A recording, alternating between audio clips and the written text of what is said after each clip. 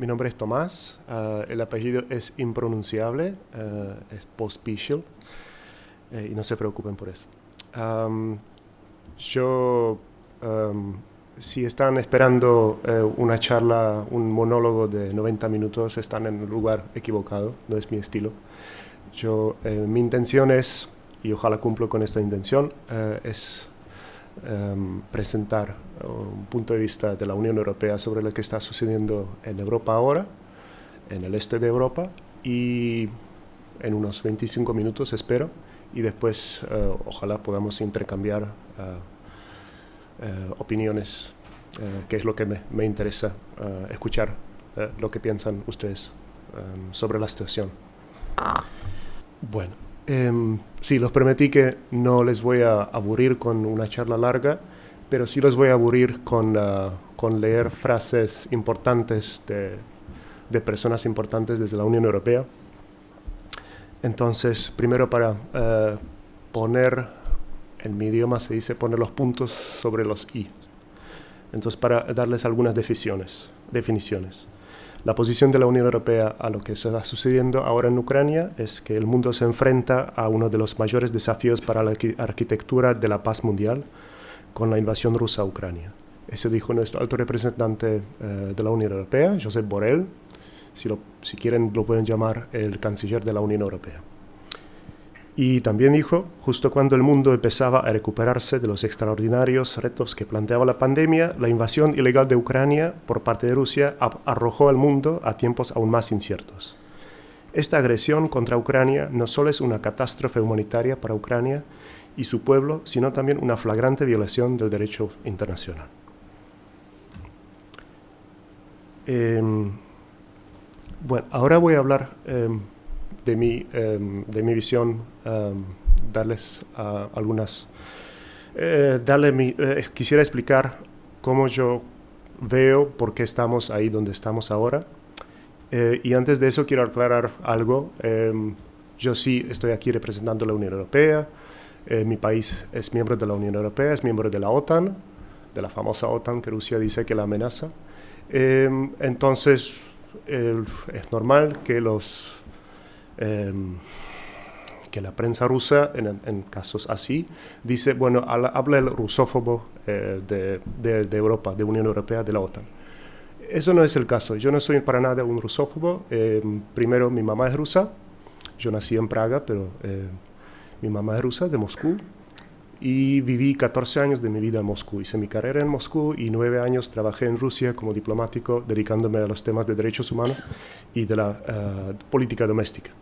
Por eso me permito a opinar con cierto peso sobre lo que está sucediendo en Rusia y por qué estamos donde estamos. Entonces, si uno se pregunta por qué estamos ahí, por qué sucedió la invasión, hay varias versiones que uno puede escuchar. La prensa rusa, la propaganda rusa mejor dicho, dice que la intención es salvar al pueblo hermano ucraniano de los nazis. Bueno, ahí a la derecha, abajo, pueden ver una foto ahí con la mano levantada de unos jóvenes rusos en el centro de Rusia. La propaganda rusa les va a mostrar muchas fotos de, puede ser ucranianos o personas que dicen que son ucranianos, que tienen símbolos tatuados, símbolos nazis tatuados en su cuerpo. Bueno, Rusia es el país que sufrió más durante la Segunda Guerra Mundial por la agresión nazi. Tiene el mismo problema que otros países en Europa. El fenómeno nazi, los neonazis viven y existen en Rusia y son parte de la sociedad. El racismo en Rusia contra personas de América Latina, de África, es un fenómeno muy fuerte y muchos amigos míos durante mis tiempos de estudios sufrieron mucho. Así que salvando el pueblo ucraniano de los nazis, para mí es totalmente falso. Algunos dicen que el presidente Putin está desinformado sobre lo que está sucediendo en Ucrania. Bueno, es presidente de uno de los mayores poderes del mundo. Yo no lo creo.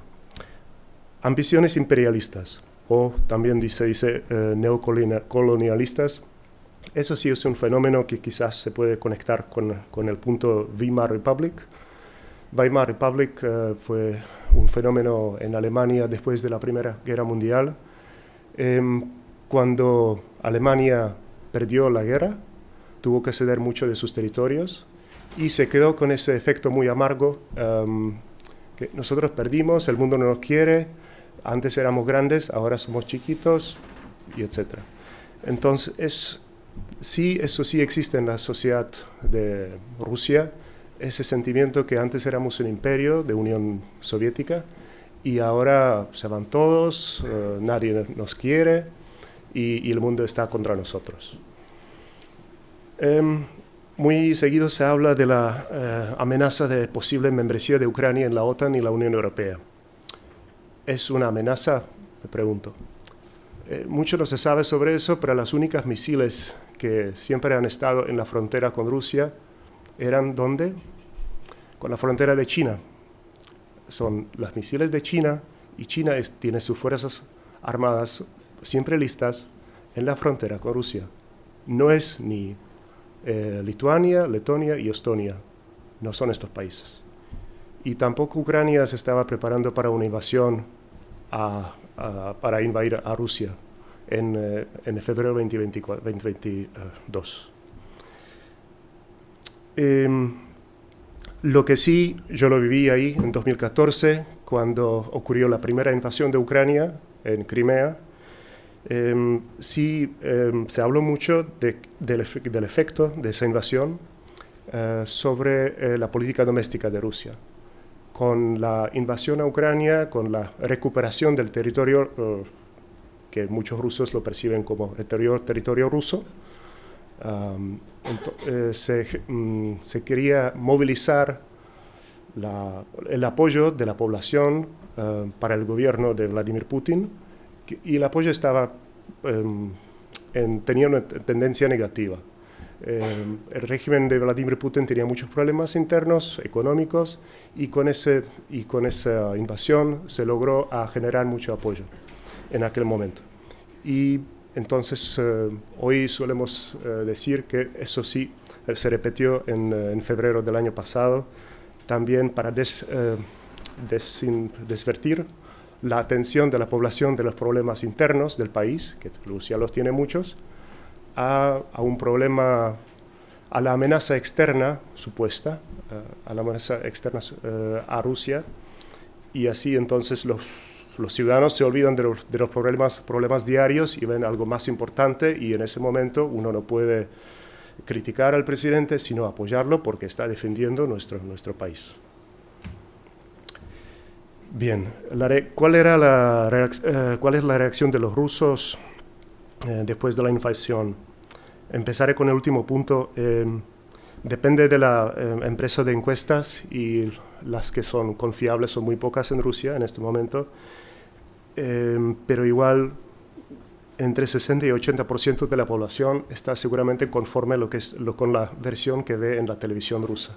Para muchos rusos, para la mayoría de los rusos, la televisión es el mayor fuente de la información sobre las noticias, y lamentablemente todos los canales de televisión en Rusia están en las manos de personas vinculadas al Estado, al gobierno. No hay ningún canal independiente de televisión en Rusia. Y así, nosotros sí hablamos de la guerra, de invasión. En Rusia, si yo doy este discurso, en 5 minutos me llevan presos, porque uno no puede decir guerra en Rusia. Está prohibido por ley. El primer día de la invasión, una amiga mía, una activista de oposición, publicó inmediatamente una ficha en Facebook. Bueno, gente, vamos a protestar contra eso. Eso está pasando sin nuestro apoyo y sin nuestra voluntad. En una hora estaba policía en su puerta y la llevó presa. Y todas las personas que hicieron repost de este posteo en Facebook recibieron visita de policía dentro de 24 horas. Todo eso generó, junto con la movilización que sucedió más tarde en el año, generó grande éxodo de capital humano desde Rusia, lo que nosotros llamamos un brain drain en inglés, y eso sí tiene un impacto muy fuerte en Rusia, sobre la economía rusa. No es algo que lo está afectando hoy actualmente y por eso la economía rusa no se va a caer ahora, pero es algo que le debilita la economía en largo plazo. En mi país, en República Checa, se habla mucho ¿por qué los rusos no protestan? Si hay al menos 30%, 20-30% que no están de acuerdo con lo que está sucediendo. Bueno, no se puede, en realidad no se puede. Si uno va, les doy un ejemplo muy absurdo, si yo voy a la Plaza Roja de Moscú y me paro así, sin un papel, sin un afiche, me llevan preso, porque todos saben que estoy protestando contra el gobierno. Si me paro así, con una hoja blanca, lo mismo. Es imposible y eso sucede. El sistema policial en Rusia gana puntos por esa acción contra la oposición, contra las voces independientes. Y por eso se concentra menos en investigar el verdadero crimen que también sucede en Rusia. Bueno, aquí un ejemplo de las encuestas sobre los últimos meses. Es, como les dije, entre 70 y 80% del apoyo. Bien, ya lo mencioné un poquito, el Estado de Derecho en Rusia. Yo lo viví, los cambios desde 2010 hasta 2019. Y si alguien tiene otra opinión y lo puede argumentar, me encantaría escuchar, si no está de acuerdo con lo que voy a decir o con lo que está escrito ahí. En Rusia no existe libertad de expresión. Prensa independiente, ya lo mencioné. No existe. Existía, pero después de la invasión a Ucrania, básicamente se fueron todos porque era imposible trabajar en las condiciones nuevas. Oposición independiente en Rusia. Sí, existe oposición, pero no es independiente. El Partido Comunista, por ejemplo, sí forma parte del Parlamento ruso, de la Duma, es una posición controlada por el Kremlin. Yo en 2011, cuando recién empecé a trabajar en Moscú, un compañero me dijo, tienes que hablar con ese experto político porque él en aquel año predicó exactamente el resultado de las elecciones. Bueno, lo fui a conocer porque es parte de mi trabajo como un diplomático y nos hicimos amigos y un día, tomando mucho whisky, yo le pregunté, mira, ahora cuéntame, ¿cómo sabías eso? Y me dice, bueno, ok, te cuento. Llamé a mi amigo en la administración, en la Secretaría Presidencial de Kremlin, que se ocupa de la parte doméstica, y le pregunté, y él me dio los números antes de las elecciones. Es así que funcionan las elecciones en Rusia. No estoy exagerando, para nada. Jueces independientes. Lo viví muchas veces. Fui a casos judiciales de la oposición, de defensores de derechos humanos por todo el territorio ruso, hasta Chechenia, y vi a los fiscales intercambiando mensajes de WhatsApp con la persona que estaba ahí como testigo y dándoles instrucciones cómo tienen que contestar y qué hay que decir. El contrato social, no sé si se ve ahí, dice contrato social del gobierno con la población. El contrato social quiere decir que el gobierno dice, ustedes los ciudadanos no se meten en la política doméstica, nosotros les garantizamos que van a estar bien, van a tener shopping malls abiertos, van a poder viajar, van a poder comprar cosas que quieren, pero por favor no se meten en política, eso es cosa nostra, como dirían quizás los italianos. Y más o menos eso sigue funcionando, pero aún cada vez menos porque la economía está sufriendo. Bien, ahora un poquito, voy a recordar un poquito la historia moderna, contemporánea de Rusia, para que entiendan lo que sucedía en Rusia en los últimos 30 años. Después de la desintegración de la URSS, empezó un caos económico. Otra vez no es ninguna exageración, los rusos perciben la época de los años 90 como uno de los peores periodos de la historia de Rusia. Ahí sí empezó ese síndrome que antes éramos grandes, perdimos todo nuestro imperio, teníamos todo y ahora dependemos de que Estados Unidos nos manden carne. ¿Sí? Había ayuda humanitaria a Rusia con carne. Y ahí sí empezó, bueno, hubo varios casos de coup d'état, muchos intentos de revolución política, y ahí empezó un mayor acercamiento con el oeste. Y todo eso, ahí también se empezó a crear el Estado Democrático de Rusia. Unión Soviética no era un Estado democrático, ahí sí empezaron a crear un Estado democrático, pero eso en conjunto con el caos económico y político, que aquí sería un intendente, cada intendente hacía lo que quería y no tenía la necesidad de seguir las instrucciones del Centro Federal o cumplir con la ley. Entonces, y Rusia es enorme, estamos hablando de un país enorme. Tiene 9 time zones.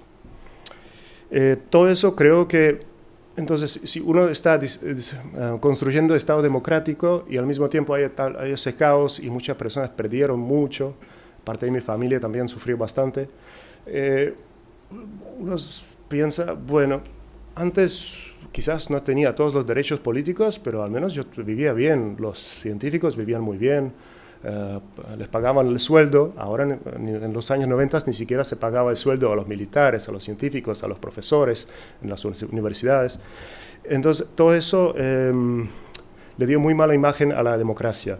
Entonces todos empezaron a culpar el sistema democrático, además a los asesores que venían desde Estados Unidos, desde Europa, que querían realizar reformas muy fuertes, reformas políticas. Y en ese tiempo estaba ahí el presidente Boris Yeltsin, que al principio pareció como el joven, fuerte hombre que va a crear el nuevo Estado democrático de Rusia. Como ahí ven, él tenía un poquito de problema con el alcohol, que al final destruyó su carrera. Y en 1999 viene Vladimir Putin, un coronel del Servicio Secreto de Rusia, la FSB, y lo nombraron primero como primer ministro y después como presidente. Vladimir Putin menciona el alcohol no solamente por ser una anécdota, sino porque era una parte muy fuerte de la imagen de Vladimir Putin. Ven ahí la cara, Yeltsin en 1999 y Vladimir Putin en el mismo año. Un hombre fuerte, hace deporte, judo, no toma alcohol. Entonces sí, verdaderamente lo veíamos ahí todos, incluso yo, porque estaba estudiando ahí en esa época, como la verdadera esperanza de la futura Rusia. Y también el mundo lo veía así. Ahí ven la foto, no sé si ustedes son algunos muy jóvenes, no sé si reconocen ahí Bill Clinton y George W. Bush. Y había mucha época de plena confianza, romanticismo entre el oeste y Rusia. Se habló de manera muy seria de la posibilidad de que Rusia accede a la OTAN. Había mucho... eso lo sé porque hablé con el asesor de Vladimir Putin y él lo confirmó a mí personalmente. Unión Europea, Rusia... nos estamos acercando cada año y adelantándome un poquito, en 2014, antes de la invasión a Crimea, estábamos muy cerca de cancelar el sistema de pedir visas para los rusos para que podamos tener una verdadera libertad de movimiento entre Rusia y Unión Europea. También se hicieron varios acuerdos para reducir las armas nucleares entre Rusia y los Estados Unidos, lo cual afectaba la seguridad de todos nosotros. Bueno, esa época de romanticismo se terminó ahí en 2003 con la guerra en Irak. Ahí totalmente terminó el romance con Estados Unidos. En el mismo año, Vladimir Putin empieza los primeros arrestos de oligarcas opositores. 2006, primera muerte de una periodista independiente en Rusia. Por pura casualidad, la asesinaron el día de cumpleaños de Vladimir Putin, el 7 de octubre. Y ahí se seguía con la serie de asesinatos. El exagente Litvinenko, exagente del servicio secreto ruso, él decía que tiene información secreta sobre Vladimir Putin, que lo podría comprometer. Bueno, lo asesinaron con polonium, que es una sustancia muy radioactiva, en Londres. Y ahí viene 2008, la invasión de Georgia en agosto, y la reacción del mundo que está mal lo que hace Rusia. Sí, eso no se hace en el mundo de los países civilizados. No.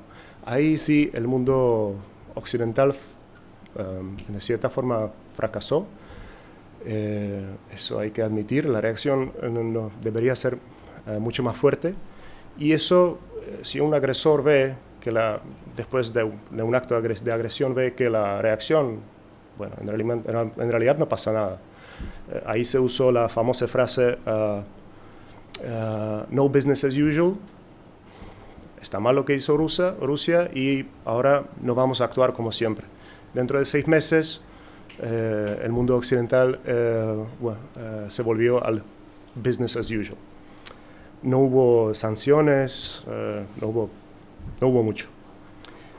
2011, en el mismo tiempo cuando hubo mayores protestas democráticas de la oposición en Rusia, después de una elección parlamentaria totalmente falsa, el mismo año asesinaron a Muammar Gaddafi, el líder de Libia, un dictador, sin duda ninguna. Se dice que Vladimir Putin vio las imágenes, cómo termina un dictador que antes tenía todo, y empezó a pensar, bueno, si eso pasa con un dictador que tenía muchos lazos con muchos países europeos, y no solamente europeos, bueno, quizás eso también puede suceder conmigo un día. Eso dicen los analistas, yo no lo sé. Y en 2012, Vladimir Putin vuelve a ser presidente de Rusia, con una pequeña pausa cuando estuvo Dmitry Medvedev.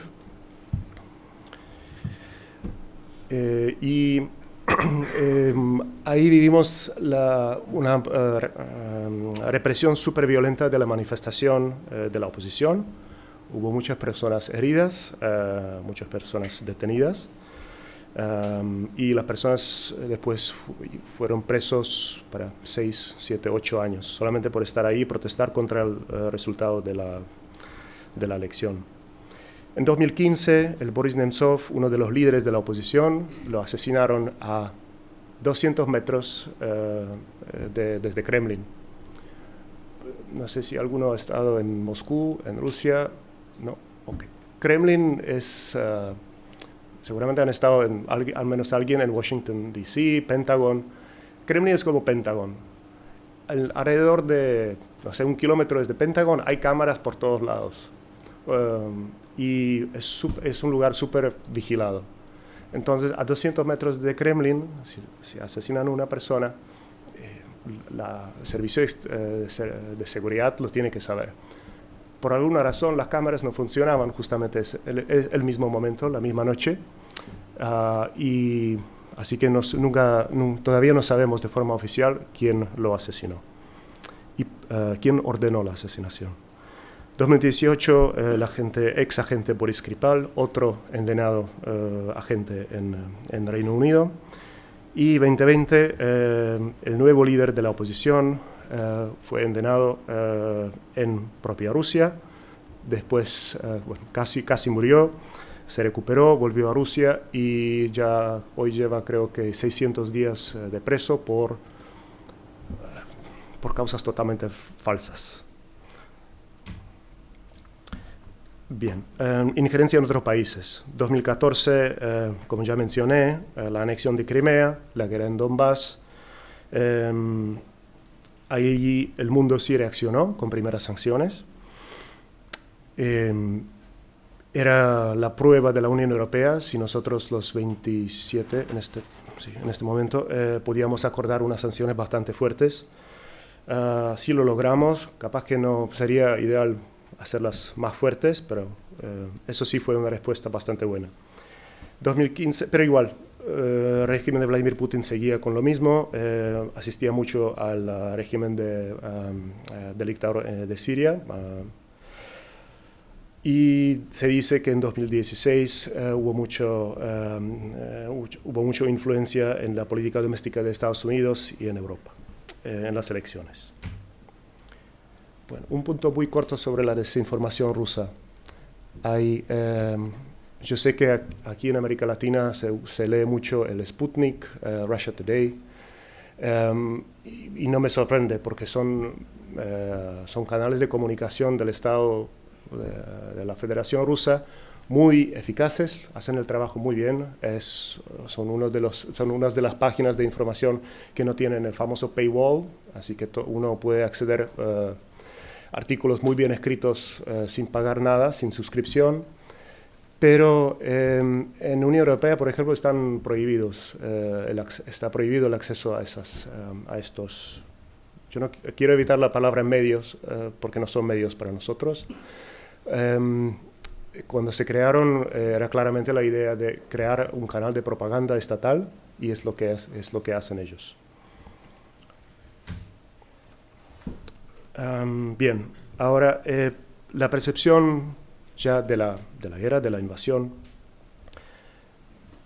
Ahí les di algunos datos, 1938, 68, 2008. De 2008 ya hablé, invasión en Georgia. En 1968, yo como ciudadano checo, en agosto de 68, mi país sufrió una invasión por las Fuerzas Armadas de la Unión Soviética y de los otros estados comunistas, cuando nosotros sí queríamos tener una política doméstica y economía nacional más independiente de la URSS. No nos dejaron hacerlo y nos invadieron. 1938, otro ejemplo, también vinculado con mi país, y que se parece mucho, lamentablemente, a lo que sucedió el año pasado en Ucrania. Hasta el discurso de Adolf Hitler se parece mucho a lo que decía Vladimir Putin. Adolf Hitler en aquella época, cuando Alemania invadió parte de Checoslovaquia, donde no había muchos ciudadanos, bueno, muchas personas pertenecientes al étnico alemán, decía: los alemanes ahí están en peligro grave, yo solamente quiero proteger a los alemanes, nada más. Yo no quiero robarme nada del territorio de Checoslovaquia, solamente necesitamos protección contra los checoslovacos que le están haciendo daño. Yo nunca he visto alguna confirmación de que el Estado de Checoslovaquia había discriminado a los alemanes en aquella época. Y lo mismo les digo sobre lo que estaba sucediendo en el este de Ucrania. La situación en Ucrania entre los que hablan más ucraniano y los que hablan más ruso es compleja, eso no lo voy a ocultar. La cohabitación entre los dos grupos de idioma es compleja y creo que se puede decir que sí, el Estado ucraniano podría hacer algunas cosas mucho mejores para que todos se sentían bien dentro del territorio de Ucrania. Al mismo tiempo, lo que dice la propaganda rusa de lo que supuestamente sucedía en marzo, febrero de 2014 en la parte de Donbass es falso. Yo fui ahí a la frontera, en 2014, en junio, fui a la frontera de Rusia y Ucrania, hablé con las personas ahí.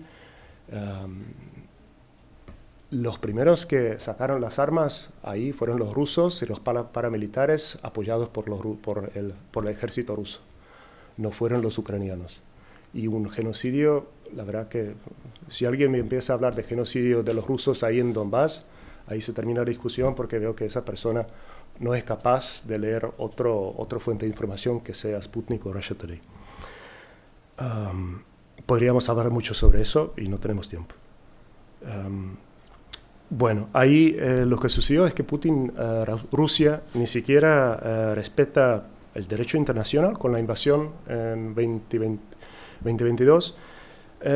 Y parte de ese derecho internacional es el famoso Memorándum de Budapest, 1994, cuando Rusia se hizo uno de los países garantizando la integridad territorial de Ucrania, en cambio de que Ucrania sucedía las armas nucleares a los demás, a Rusia.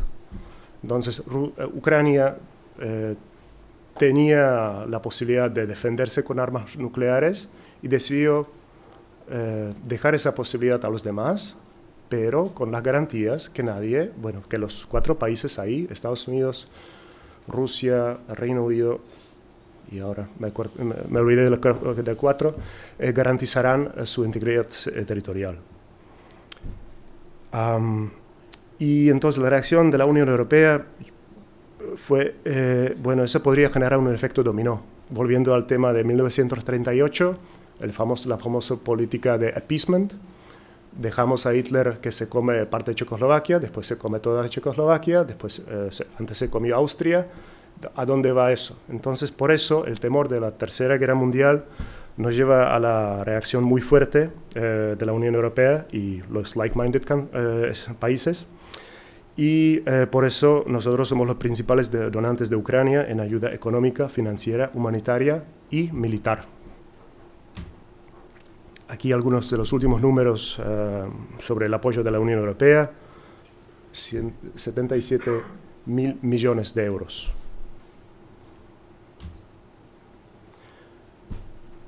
La percepción de lo que está sucediendo también generó una reacción muy solidaria de los ciudadanos y en el momento más importante había 7,5 millones de refugiados ucranianos en la Unión Europea.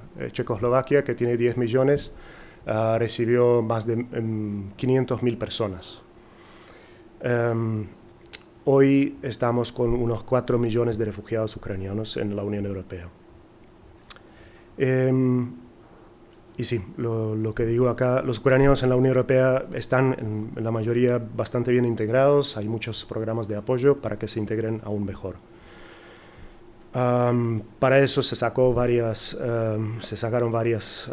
medidas de ayuda. También, por ejemplo, los ucranianos en ese momento todavía ya no necesitaban un visado para entrar a la Unión Europea, pero igual como los uruguayos podían quedarse solamente 90 días en la Unión Europea. Entonces, con la legislación europea se extendió eso para mucho más tiempo.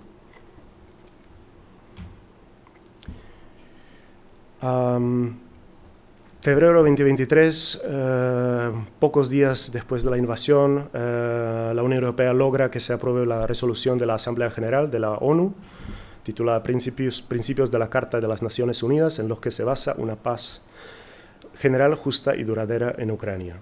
Hubo 141 estados que apoyaron esta resolución, 7 no apoyaron y 32 se abstuvieron, entre ellas China.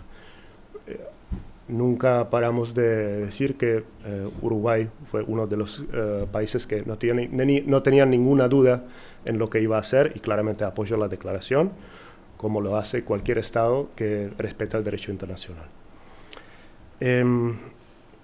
La resolución, el breve resumen sería que la resolución insta a Rusia a poner fin de inmediato a las hostilidades y a retirarse de Ucrania. Es un punto muy importante. No es solamente fin de las hostilidades, pero tienen que irse del territorio ucraniano. Y ahí sí vinieron, y ya estamos más en la parte del nacimiento de la Unión Europea como actor geopolítico. Ahí aparecieron las sanciones nuestras y también de los Estados Unidos y otros like-minded. No voy a ocultar que yo, con mi experiencia de negociar textos comunes de los 27 Estados miembros a nivel de las embajadas en Moscú, tenía miedo que cuánto difícil podrá ser eso, acordar una sanción o las sanciones tan fuertes contra Rusia, porque hay varios países, los países de la Unión Europea tienen sus intereses, como cualquier país, sus intereses económicos con Rusia, políticos. Quizás los países más cerca de Rusia, quizás por la experiencia histórica, tienen una vista un poquito más cuidadosa de lo que estaba sucediendo en Rusia, y los países que están un poquito más lejos y no tenían esa interacción tan directa como por ejemplo Checoslovaquia con la invasión, no siempre veían la situación de Rusia como tan peligrosa. Pero se logró y los Estados miembros acordaron unas sanciones muy fuertes en el ámbito político, de la política exterior de seguridad común, sanciones económicas, sectoriales, les prohibimos, expulsamos a Rusia a varios bancos rusos del sistema SWIFT, que es el sistema principal de flujos financieros en el mundo. Hay sanciones individuales contra Vladimir Putin mismo y su círculo cercano, y bueno, y mucho más. Y eso es, muchas veces uno puede escuchar que, bueno, las sanciones no funcionan. No. En realidad sí funcionan, pero nunca es lo más fácil que Unión Europea, por ejemplo, puede hacer para ayudar a resolver el problema, para empujar a Rusia, que es el agresor, de pensarlo bien lo que está haciendo. Es lo único, aparte de la asistencia militar y humanitaria, porque la otra opción ya sería meterse directamente en el conflicto. Así que el toolbox de lo que nosotros podemos hacer es esto: sanciones, asistencia, o ya viene el paso siguiente, el cual estaríamos en otra situación. Y entonces, ¿las sanciones funcionan o no? La economía rusa todavía funciona, la gente en Moscú, mis amigos en Moscú, y sí, sigo teniendo amigos en Moscú, viven bastante bien, hasta los ciudadanos rusos pueden viajar, pero se le está complicando la vida. Mi esposa, que es amante de fashion, dice, bueno, en Rusia no hay más Zara, no hay más H&M, ¿cómo viven las personas ahí? Pero es más de eso, claramente. Es el acceso a las tecnologías occidentales, que son muy claves para el sector de oil, de extracción de carbohidratos. Los rusos no tienen esas tecnologías y los tienen que obtener de una manera mucho más complicada. A veces logran obtener esas tecnologías, pero les cuesta mucho más plata y mucho más tiempo. Y es ilegal para todos los actores involucrados en esas transacciones. El tema de los aviones es mi ejemplo favorito. Boeing, Airbus dejó de hacer servicios a los aviones que están usando las aerolíneas rusas. Si uno no hace el service anual regular a un avión, bueno, primero las empresas de seguros no van a asegurar, no van a brindar la asistencia de seguro, y segundo, se pone muy peligroso el transporte aéreo en Rusia, y ya vemos efectos de eso. Bueno, otra es más o menos lo que mencioné ahora. ¿Cuáles son las expectativas de la Unión Europea sobre cómo debería terminar esta guerra? Lo dice la resolución aprobada en febrero 2022. Rusia tiene que retirarse del territorio ucraniano. Eso es primero. Segundo, tiene que ser una paz justa, integral y duradera, en línea con la Carta de las Naciones Unidas. Nosotros sí vamos a seguir apoyando a Ucrania, porque vemos el potencial, el heroísmo del pueblo ucraniano luchando por la vida, por su país. Y si se habla de alguna solución intermediaria, esta solución la tiene que definir y decidir el gobierno y el pueblo ucraniano. No es para nadie para decirles, ustedes ahora tienen que aceptar esa solución porque es lo mejor que se puede lograr.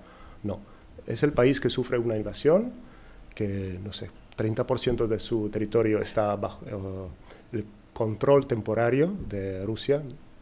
No decimos ocupados porque eso implica algo más duradero, decimos bajo control temporario. Y entonces es para los ucranianos decidir lo que quieren hacer con su país y con su futuro.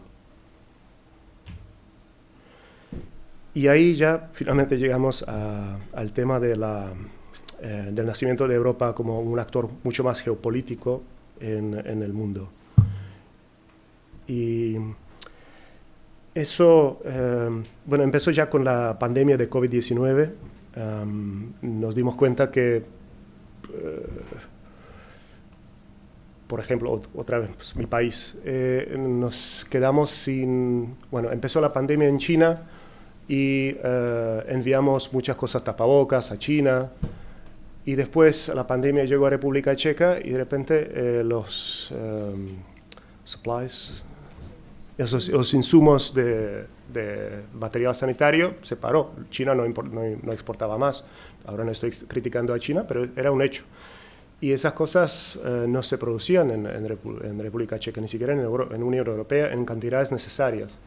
Así que ahí fue el primer despertador para nosotros, para darnos cuenta que el ideal de la interacción mundial, que todo se resuelve con comercio y las democracias funcionan bien, y hasta los países poco democráticos pueden cohabitar muy bien si hacen comercio juntos. Bueno, ahí vimos el primer limitante. Entonces, la definición de la famosa autonomía estratégica de la Unión Europea sería tener la capacidad para actuar de manera autónoma cuando y donde sea necesario y en la medida de lo posible con los países asociados. Dos cosas voy a mencionar ahí. Autonomía energética. No es ningún secreto, Unión Europea y además los países del este de la Unión Europea dependían y todavía algunos dependen mucho de los insumos de energía de parte de Rusia, del gas y de petróleo. Gracias, petróleo. Ahí empezamos a cortar esa dependencia. Alemania lo cortó de manera bastante fuerte. Mi país también. Todavía algunos países están resolviendo el problema, buscando la opción viable que no sea demasiado cara, porque eso al mismo tiempo puede destruir la economía, entonces se complica todo. Y vuelvo al término de los países asociados, y nosotros nos gusta hablar de los países confiables. Yo les describí la situación en Rusia durante el régimen de Vladimir Putin. Muchos países hacían mucho comercio con Rusia, aunque todos entendíamos que no es un país confiable, lamentablemente.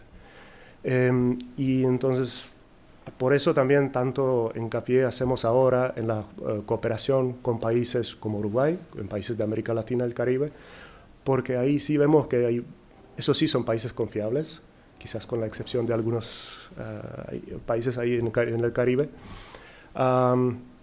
que el presidente de la calle suele criticar, y no solamente él. Y ahí vemos que compartimos los mismos valores, la misma percepción del mundo. Yo cuando llegué a Uruguay me sorprendió que aquí todos nos parecemos, somos muy parecidos en todo, en la actuación, en los intereses, en la cultura, en la historia.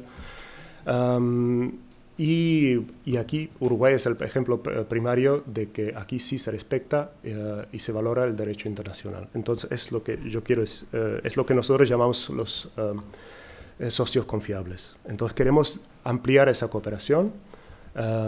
Ahí entonces le voy a mencionar el famoso acuerdo, la saga indefinida del famoso acuerdo de la Unión Europea y el Mercosur, que sería justamente un paso muy importante sí, una vez se concluye eso, para ampliar esa relación que tenemos. Ahí el último punto que no se ve en la pantalla menciona China. China es un socio súper importante, no solamente para Uruguay, sino también para la Unión Europea y para los Estados Unidos. Pero sí estamos conscientes, y como mencioné, la pandemia, la cooperación tiene sus límites, como los mostró la historia recién, y entonces queremos ser también más autónomos en nuestra relación con China y no depender tanto de los insumos suministrados por China. Como no, a mis compañeros en Bruselas y a nosotros los eurócratas nos gusta dar nombres lindos a las políticas. Ahí en el año pasado se lanzó la brújula estratégica. Es más o menos algo que debería definir esa política de autonomía estratégica de la Unión Europea, que busca reforzar la política de seguridad y defensa de la Unión Europea de aquí a 2030. Ahí tiene 4 grandes líneas: actuar con mayor rapidez en caso de crisis, garantizar la seguridad de los ciudadanos europeos, invertir en capacidades tecnologías, trabajar de manera asociativa. Y voy rápido sobre estos slides porque todo eso se puede encontrar en la página de la Comisión Europea. Algunas medidas son que se creó un plan, todavía no lo tenemos realizado, pero es un plan para desplegar rápidamente hasta 5.000 efectivos para distintos tipos de crisis. Se promueve una toma de decisiones mucho más rápida y flexible. También se amplía, eso ya está sucediendo, la capacidad para combatir las ciberamenazas y la desinformación. Ahí sí vemos una amenaza muy fuerte. Bueno, el otro ya lo mencioné. Y seguramente algunos tendrán la pregunta sobre la posible ampliación y profundización de la Unión Europea. Es algo que nos exigen estados como Ucrania y otros países, con estatus de candidatos: Moldavia, Bosnia y Herzegovina, Macedonia del Norte, Montenegro, Serbia, Albania y Turquía. Mi frase favorita uruguaya es complejo eso, es complejo. Y es complejo por varias razones. Ponerse de acuerdo entre 27, bueno, mejor dicho, empiezo con otro ejemplo. Ponerse de acuerdo entre los 4 países de Mercosur, como vemos en las negociaciones sobre el acuerdo, parece muy difícil. Ponerse de acuerdo entre 27, que somos los miembros de la Unión Europea, es mucho más difícil, pero lo logramos. También si crece la Unión Europea, si tenemos más miembros, ya ahora estamos al límite de la capacidad de tomar decisiones de manera rápida y eficaz para que todo el mundo se quede contento. No sé, 32 miembros, ya estamos pasando ese límite y se tiene que pensar en otra forma de cohabitación y de la toma de decisiones. Entonces es complejo por eso también por el tema financiero, porque la Unión Europea es un organismo muy distinto a lo que ustedes ven en el Mercosur. En la Unión Europea los países más ricos apoyan a los países menos desarrollados para que todos lleguemos más o menos a un nivel bueno. Y entonces tener como nuevos miembros a Ucrania, a Moldavia o enorme país como Turquía sería un desafío muy grande financiero.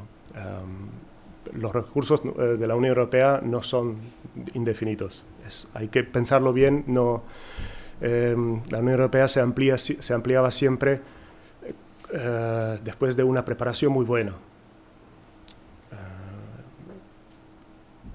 Eso es de parte de la Unión Europea, de parte de los países candidatos. Ellos también tienen que cumplir con muchos requisitos. A mi país, nosotros presentamos la solicitud de ser miembro de la Unión Europea en 1996, ingresamos en 2004, 8 años. Y nosotros, República Checa, no era un país con guerra como Ucrania. Somos un país bastante chico, solamente 10 millones, 3 Uruguay, casi como ustedes tienen las vacas. Y entonces, igual a nosotros, y muchos temas, como por ejemplo la corrupción, que en algunos países candidatos es un problema bastante grave, nosotros lo teníamos a un nivel mucho mejor. Entonces, las dos partes tienen que hacer sus deberes para que un día se puede ampliar la Unión Europea, lo que sí es un objetivo nuestro.